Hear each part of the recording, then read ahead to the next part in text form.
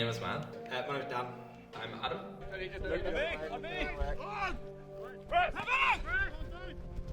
I usually play on the wing.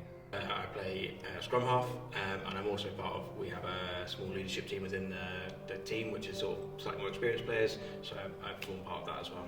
I'm the current captain.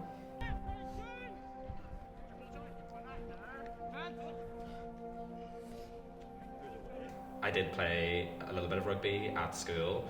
One of my friends convinced me to join like an after-school club, and I hated it. It was awful. I enjoyed it for the physicality, but I just didn't feel like I belonged.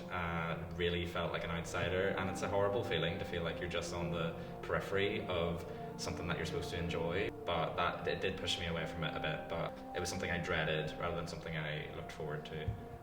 So I played rugby at school. 7 years throughout. I left school and I thought never again.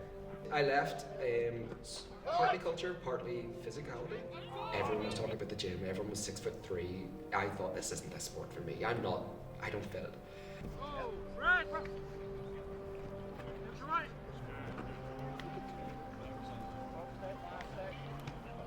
So I had never played rugby before joining the Outlands. I'm from England originally, so I moved over to Belfast about 7 years ago.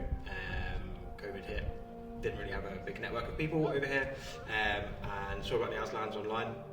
I'd always had an interest in watching rugby, but had never played, and then joined the Aslands about 3.5 years ago.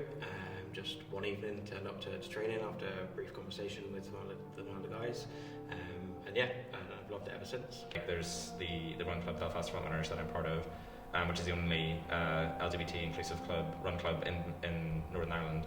And there are a few members from the Aslans that also ran, and I got speaking to them and thought I may as well give it a go and maybe just put myself a little bit out of my comfort zone, and that's kind of how I got an introduction to it. During my paternity leave, so we adopted a young 3.5-year-old. If I've got a frustrating day of a 3-year-old just asking me why or no, then I've got some vent and an escape. So I did a bit of research. I thought, what do I want to do again? Do I want to do something brand new, or do I want to do something I've done before and it's less of a pressure? I thought, let's give rugby a go. I want a group sport. I want to do something I can physically run at things. I joined about 30 minutes in, someone made a Legally Blonde joke, and I thought, I've met my tribe. This is my pride that I'm happy to be part of, and this is the right community for me. Well, something that I've noticed that's been really warming to see about the Aslands is we get a lot of people that join that have maybe played sports, whether it be rugby or some other sport, in school, and then for whatever reason, and I can't speak to other people's experiences, but I know some people it would be that they've maybe had bad experiences in that environment, and so have stopped playing the sport. And the Aslands provides that environment whereby it feels safe, it feels okay to come back in and give it a go. For me personally, as I said, I didn't have a network of people over. I met my partner and that's why I moved over. So for me, it's given me a real network of people. It's given me a community within Northern Ireland. People from all different backgrounds join the Aslands. So we've got guys that have kids, we've got guys that are single men, we've got guys that are straight guys. We've got a real diverse mix of people from different backgrounds, different upbringings, and everyone is made to feel welcome.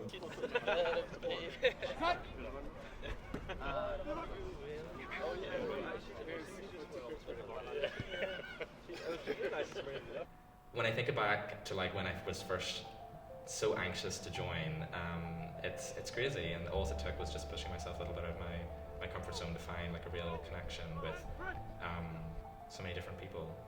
Part of what the Aslands has given me is inclusivity for me as my full self, so gender identity, sexuality identity, but also physicality.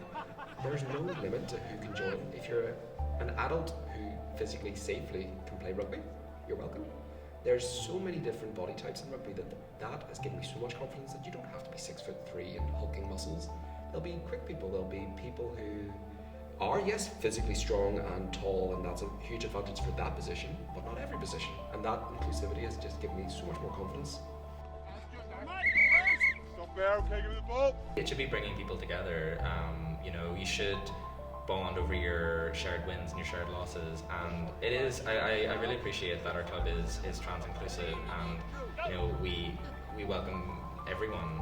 I think that's so vital just based on that, that point, like I certainly felt alone growing up, and I'm sure like trans youth feel the same way. Like, so it's good to have that and to be vocal about that.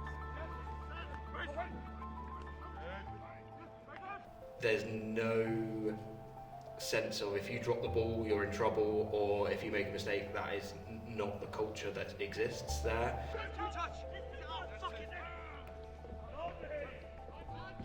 Give it a go. You've made a mistake, you've gone on with it. That's very healthy to have that attitude. You might not always get it. At work, you could be criticised, you could have a year-end review that says you've not done this or you need to work on this. That in our team, in the Aslans, is a strength that you're developing, or it's cheered, it's championed. You've done so much better than you've done before. That's brilliant to see. You can see the growth. We have people who've never played before, and they come along, and within months, they are putting their hand up and saying, I really want to play that match. They just need that little bit of confidence from someone else to say, we see you, we've seen how well you've been doing, and you can do it. Give yourself the credit. The coaches have always been fantastic at it. They've always set the tone of inclusivity and support and listening. So one thing I've tried to do, and I captain from within. I don't try to be one of those people who stands in the front and barks orders. That doesn't work. It wouldn't work for us as adults. If we want to be here, we want to be here. And that's what I've really focused on, is make sure people want to be here. So encourage them. It's around the outside. Around the outside. Important thing we found last week was the player on this cone here, guys, the ball player, needs to go straight. I think for me, recontextualizing sport as something that should be inclusive, that should be fun, that should be for everyone, I think that's so important. And I've noticed like such a change in myself, just in terms of like my own confidence. And so as much as I enjoy the actual rugby side of it, just for like my own like mental health, I think it's been really, really positive. Sport shouldn't be something that's only for a certain cohort of, straight men, that it's for everyone, because, you get so much more out of it that way. We've had absolute brilliant growth over the last maybe 2 or 3 years. Just so many more have signed up. It's been absolutely fantastic to see. And the fact that the culture has stayed inclusive, supportive, welcoming is one of the things I'm proudest of. I've always felt welcome as myself. I never felt you have to fit in like a rugby stereotype to be welcome.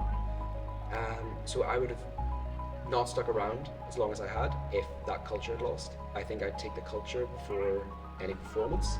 It has to be the culture first, and that makes people want to come back and want to support the person beside them, hide in the shirt, want to look after the person training beside you, want to make sure that they want to be there as well, looking forward to seeing each other.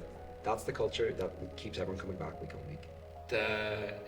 We aren't seeking to give an FU to the broader world in that sense, but I think what we are trying to do is remind people within the community that whilst other things are happening and the world isn't great in some circumstances, there are little pockets of good, and we strive to be one of those, to allow people to come and you could have a rubbish home life, but for 3 hours a week when you come to training on a Tuesday and a Thursday, you've got that little pocket of safe space to be around and for people to be near you. So that for me is something that I think the Aslans do really well and are really trying to push and promote, is that anybody is welcome. I think that's also really important as well, to know, like, as someone who is queer, that there is life ahead of you. Like, I'm only in my 20s. Like, you can live into your 30s, 40s, 50s, 60s and have a great life, a great career, and enjoy it as well. And it doesn't need to be